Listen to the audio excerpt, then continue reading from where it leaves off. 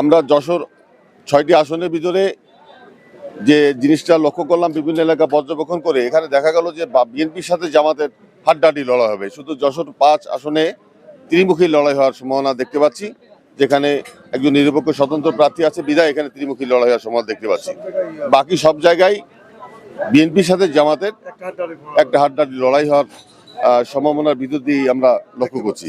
আমাদের যশোর জেলায় আমরা ঘোরাঘুরি করে যা দেখেছি সেটি হলো যে আমাদের এখানে বাংলাদেশ জাতীয়তাবাদী দল বিএনপির সঙ্গে জামায়াত ইসলামীর একটা শক্ত প্রতিদ্বন্দ্বিতা হওয়ার সম্ভাবনা রয়েছে।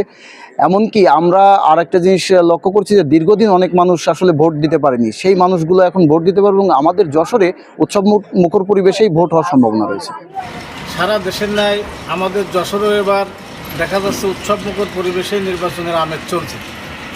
সব জায়গায় ঘুরে মোটামুটি বোঝা যাচ্ছে বিএনপির সাথে জামাতেরই প্রতিদ্বন্দ্বিতামূলক অবস্থা।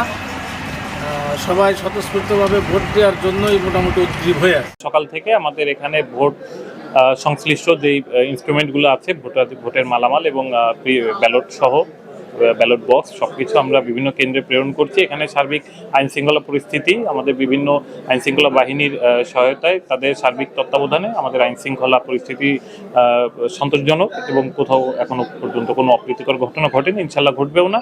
আমরা যথাযথভাবে সচেতন আছি এবং যথাযথভাবে সবকিছুর জন্য ব্যবস্থা আমরা নিচ্ছি।